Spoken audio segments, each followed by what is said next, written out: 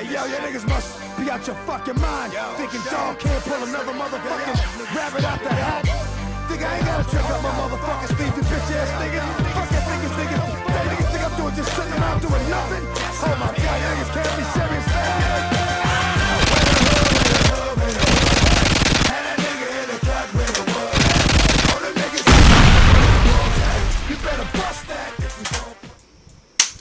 What is going on, everyone? Team Rival here, and you can see I am amped as hell to bring you guys this review today. It's on a game, probably one of the best games I've played this year, up there if it definitely did not beat LA Noire.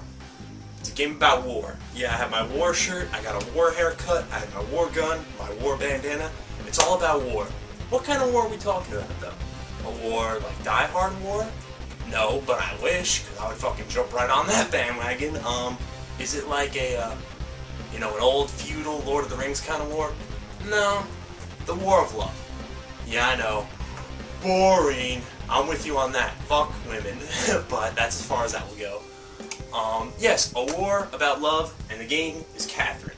Yes, collector's edition, very nice. Not gonna unbox it for you. You can fucking look at pictures online if you want to know what's in it. I don't have to spend 25 minutes unboxing this for you. I want to talk about the gameplay and the story and what I thought about the game in general. And that's what I'm going to do. So, sit back, relax, enjoy, and I will bring you everything I fucking know about this game because I was so hyped for this game from the moment I saw it. It's a very niche title. It only appeals to a certain audience, I think, but I still would recommend this game to virtually any old school gamer. Okay, so what is Catherine about? Well, you play as this guy. He's like 30, I believe. His name is Vincent. He's just a regular guy, he's like me. He works a job, he goes out drinking with his friends, he just chills, probably smokes weed. He definitely acts like he smokes weed. And but anyway, that's beside the point. And he has a girlfriend, Catherine, with a K. Let's keep that in mind, okay? Because things can get kind of complicated in terms of the story. And it turns out that she's kind of pushing him. Oh, I want to take it to the next level. We should start getting serious. We should think about marriage. All that sort of stuff a guy never wants to hear, because that's when you can start nailing yourself to the cross, because you are going to be fucking crucified by marriage. So Vincent, he's not really looking forward to this marriage and just the idea of commitment in general. And he meets this girl, Catherine, with a C. No idea where she came from. No idea who she is, aside from that her name is Catherine. And she starts hitting on him and starts cheating with him. And the game just gets completely crazy from that point on. Because you don't know what's going on. Vincent seems to be losing his mind. And it's just absolute insanity. Story, in terms, I think, top notch. Really, the story was made by the same story that made the Persona team. They made the Persona team, which made the Persona games. So therefore, it has a very Persona-esque feel to it, and it's just the environment and the music and everything kind of welded together. It just screams Atlas, and it just screams Persona. And if you're a fan of those series, this game, you probably own the game already. I don't see why you wouldn't at this point. But okay, so gameplay.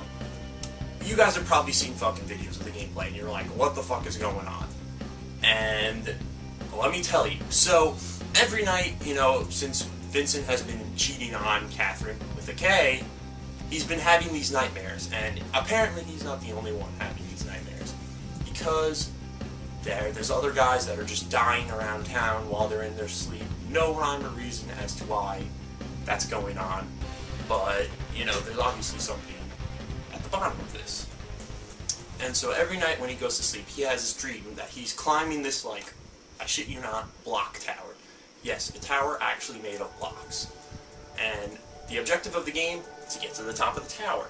And you're kind of timed in a way, because the tower will progressively fall off starting at the bottom. So you'll have, less and less to climb. If you're not climbing fast enough, you'll end up just falling off.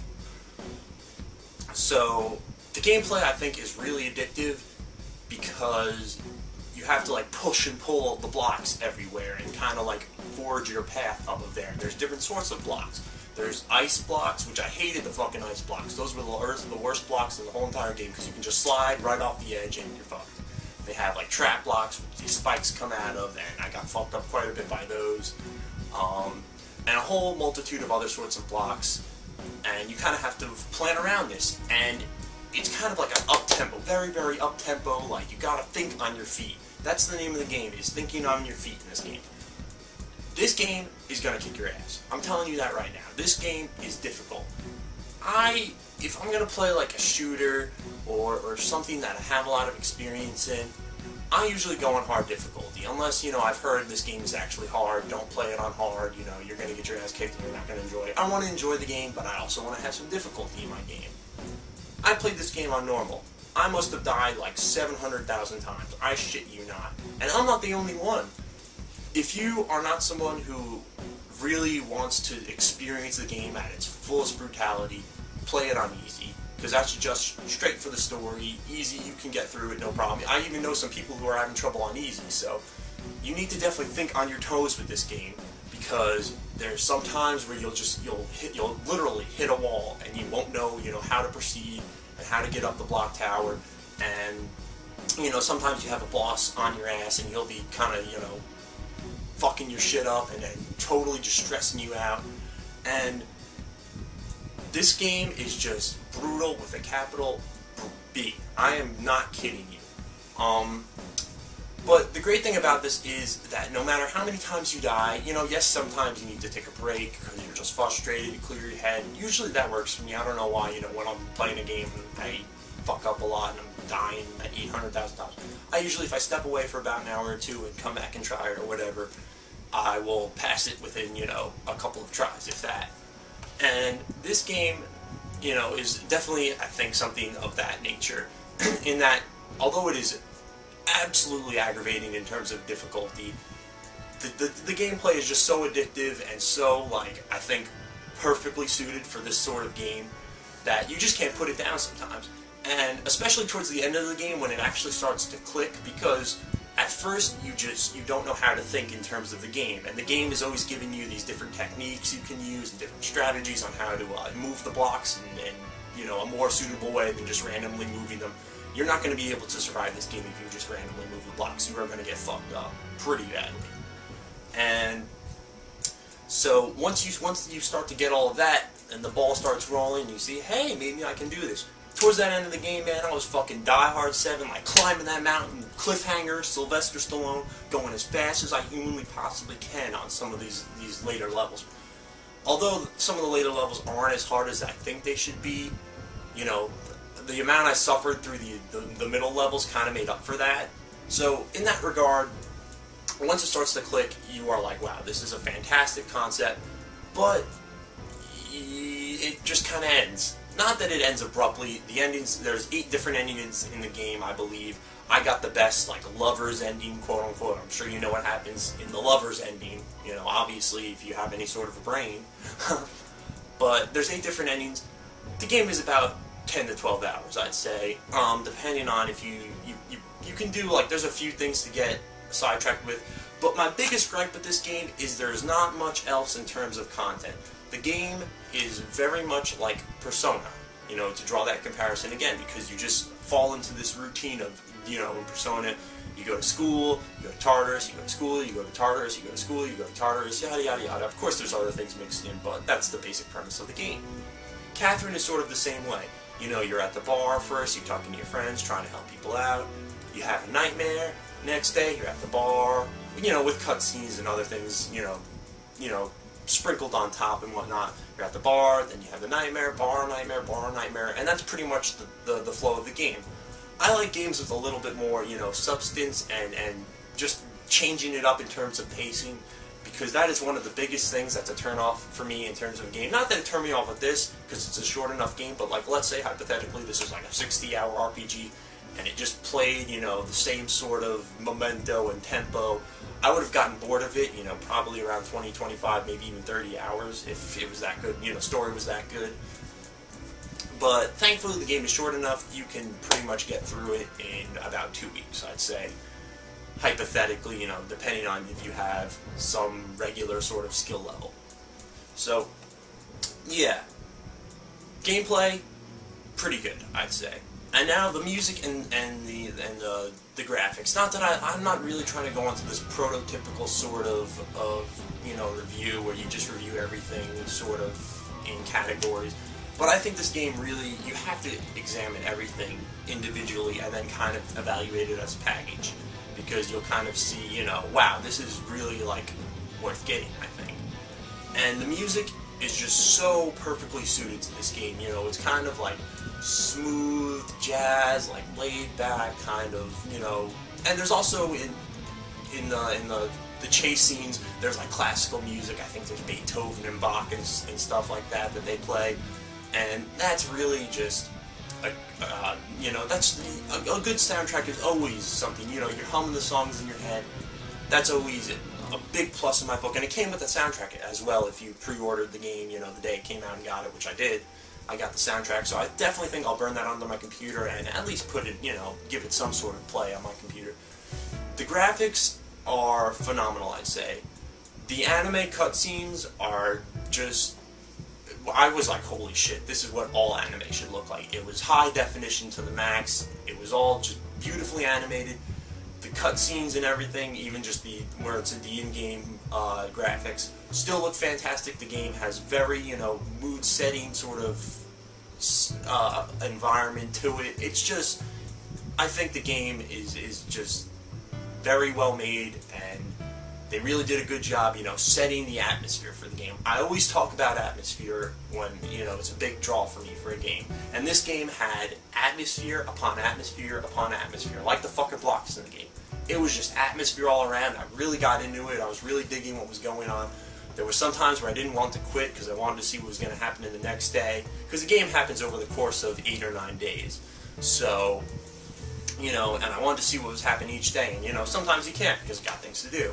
So a game where you're you're even thinking about the game outside of playing the game, that's the sign of a good game in my book. And one thing I really want to mention about this game, because I don't think a lot of people sort of mention, is the game sold fucking 200,000 copies, unconfirmed of course, within a week. Atlas, developers, Nintendo, everyone. This is how you advertise and you sell a niche game, and a game that, you don't think a lot of Americans are going to pick up. This is how you advertise it to people. Let's see what Atlas did. They had shit tons of trailers. They had shit tons of screenshots. There were I was getting emails from Atlas. They had a trailer where they wanted to make a contest out of it so you could get into the trailer. I made a video to try and get into that trailer. So, and it was just, they're trying to get the community so involved in it. They were really spreading the word about the game. Advertising, there was advertising in GameStop, there was advertising in magazines. And the game sold 200,000 copies, even with the deluxe edition. A lot of people bought the deluxe edition. You don't see that with games like fucking Hyperdimension, Neptunia, Tellurona, Trinity Universe, all those 4-slot games. You don't see that in those games, but you see it in these games. And this game sold 200,000 copies. And to be honest with you, it's just, this is how you do it. That's all. It's not that simple. You have to advertise these games and make it appeal to the people it's not going to appeal to, and they will get it. And that's exactly what happened. People bought it. 200,000 copies sold first week. Atlas takes the cake, in my book. So bravo, Atlas. I'd really just like to, give you a little golf clap.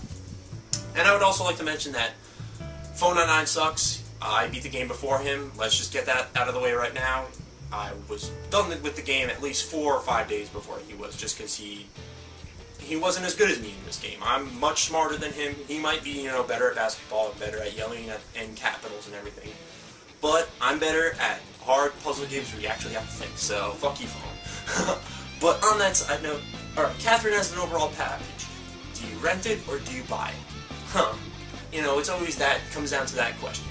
Again, depends on what kind of gamer you are. If you are someone who is just, not to say your typical sort of gamer, but if this isn't your cup of tea, when you see this in a game magazine, it doesn't really, jump out at you, I say rent it, try it out. It's a 10 to 12 hour game, it has a great story, everything is AAA, top-notch production value, I think.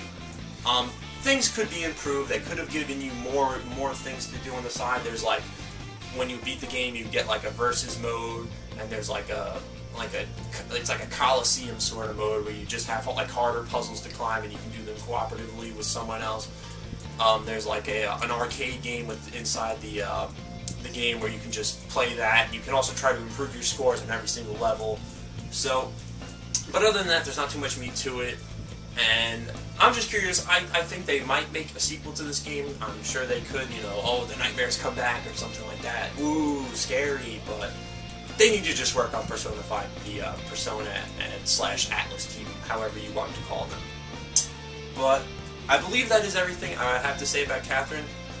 I didn't even mention this in the beginning, and I'm such an asshole, but I actually want to thank someone who I've been contacting back and forth recently. EricSaan, it's Eric, S-A-A-N. He doesn't make YouTube videos or anything like that, but he just hit me up. He made my background recently, the new background with Kenshiro on it. And he was like, yeah, I'll help you edit some videos if you want, like a Catherine review. He got a Hogpog the high definition recorder. So when I do my Shadows of the Dam review, he's going to help me out with that.